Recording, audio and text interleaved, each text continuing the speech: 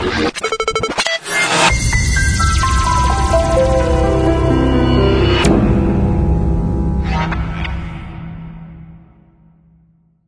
les trois objets donc, de l'Arcos Connected Self, donc le soi connecté. J'ai trois objets traditionnels qu'on connaît déjà, qu'on a regroupés dans une application, qui sont regroupés dans une application qui sera compatible Android et iOS. Donc en fait, on retrouve sur son tableau de bord son poids, son poids avec la balance.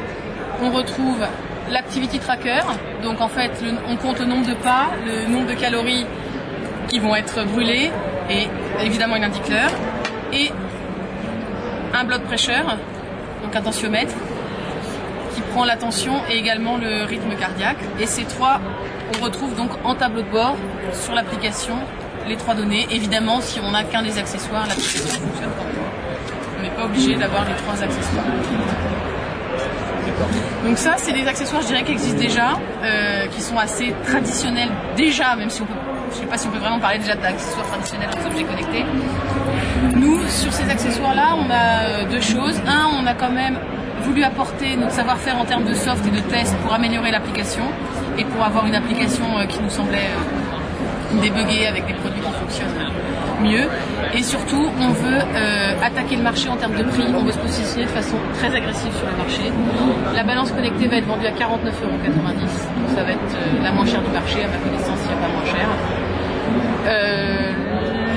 L'activity tracker, même prix, 49,90 €. Le tensiomètre, environ 80 €. Donc on est vraiment dans des objets, alors je dirais de consommation presque courante, dans des objets non connectés qui changent, qui revivent en fait, un renouveau grâce à le fait d'être connecté, de pouvoir stocker ses données, d'avoir des tableaux de bord, de pouvoir se fixer des objectifs.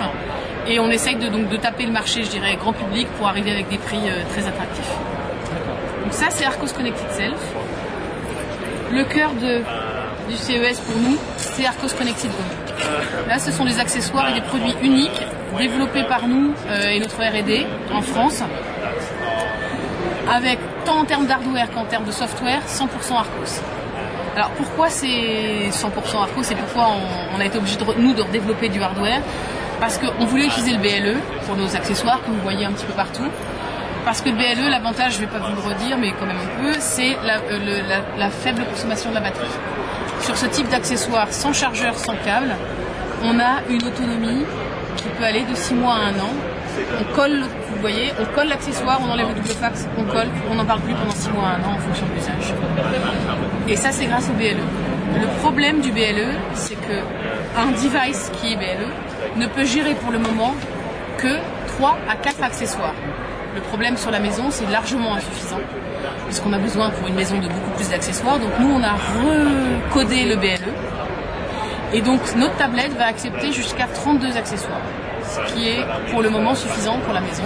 Et après, on travaille à encore améliorer. Le fait d'avoir recodé le BLE, c'est un truc unique chez Arcos. Et il faut d'ailleurs savoir que l'équipe BLE aimerait bien récupérer notre code pour pouvoir le mettre sur plein de devices Android. Parce c'est vraiment unique ce qu'on a réussi à faire et ça résout plein de problèmes parce qu'évidemment... Donc ça reste une tablette Android standard. On n'a absolument pas voulu fermer le système. C'est toujours la philosophie d'Arcos, on reste ouvert. Donc on fait une tablette standard Android. Donc un tout petit peu différente parce qu'elle est vouée à rester à la maison. Donc forcément elle a un pied pour rester, pour pouvoir se poser. Elle a un écran 7 pouces. Elle a un speaker intégré pour pouvoir écouter éventuellement la radio ou toutes ces applications musique. Et nous avons développé une application spécifique qui va nous permettre de gérer ces objets. Donc cette application, ça se présente sous une forme donc, de tableau de bord, où on peut avoir des pièces différentes et chaque petite box de couleur représente un accessoire et représente une fonction.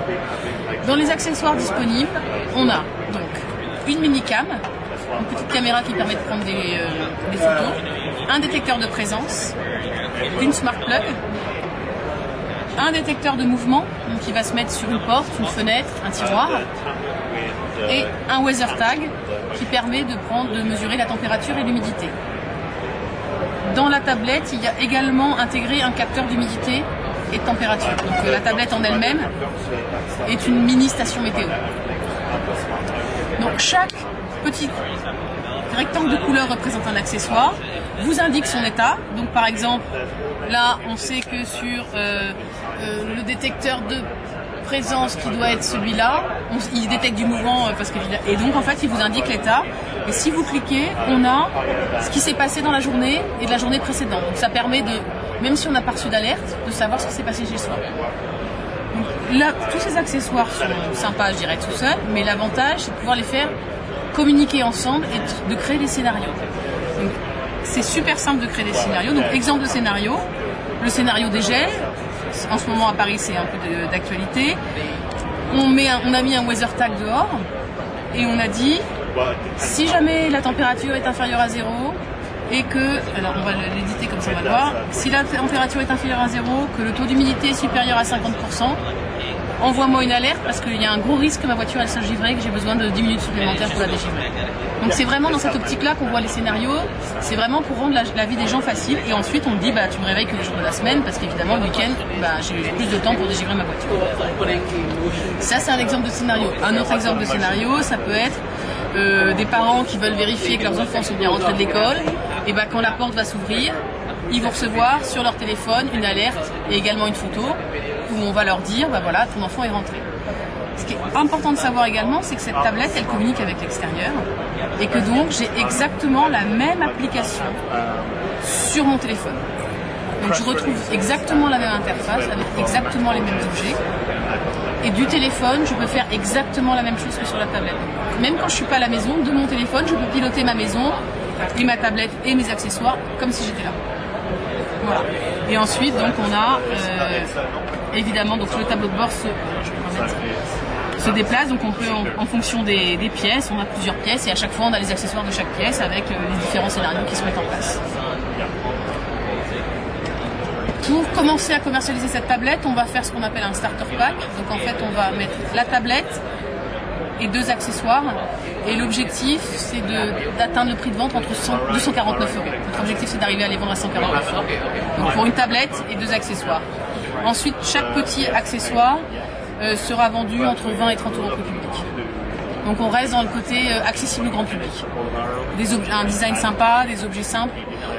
Oui, un point important, hyper facile de connecter les objets parce qu'on a l'avantage d'avoir un écran. Donc en fait on appuie sur un bouton, je vais vous montrer, alors, je sais pas si, comme je l'ai déjà connecté pas mal, je sais pas si je pourrais montrer à chaque fois. Donc on va dans accessoires, ajouter un nouvel accessoire, on a la liste des accessoires disponibles qui s'affiche, on appuie. Et là, alors j'en ai un là, mais je sais pas s'il a déjà été pairé, donc je sais pas si je verrai. Donc j'appuie sur le haut de l'accessoire. Mais lui, je crois qu'il a déjà été pairé, donc il n'y a pas si c'est repéré. Il va se mettre normalement à clignoter et après je vais le voir, j'appuie et c'est fait. Donc c'est vraiment 2 clics sur un écran, c'est fait. Donc on a des accessoires qui fonctionnent avec la tablette et on a aussi développé des accessoires pour la maison mais qui nous semblent tellement importants qu'ils vont fonctionner tout seuls avec une application. C'est-à-dire qu'ils n'ont pas besoin de la tablette. Bien entendu, si on installe l'application sur la tablette, on a forcément les données. Donc, première chose, une station météo. Donc toujours dans le même esprit au niveau design, dans le même esprit que les autres accessoires de la maison pour s'intégrer qu'en termes de design les objets soient cohérents. Le capteur principal qui s'installe donc dans le salon, qui a 4 fonctions, température, humidité, CO2 et bruit.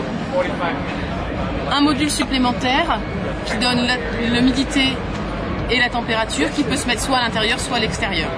Oui, ce que j'ai obligé de dire, c'est que tous nos accessoires, sauf la plug, peuvent aller à l'intérieur ou à l'extérieur. Ils sont weatherproof. Donc un tag peut très bien aller à l'extérieur. Station météo, en termes de prix, on veut la vendre 99 € prix public. Donc on veut arriver à un prix très attractif.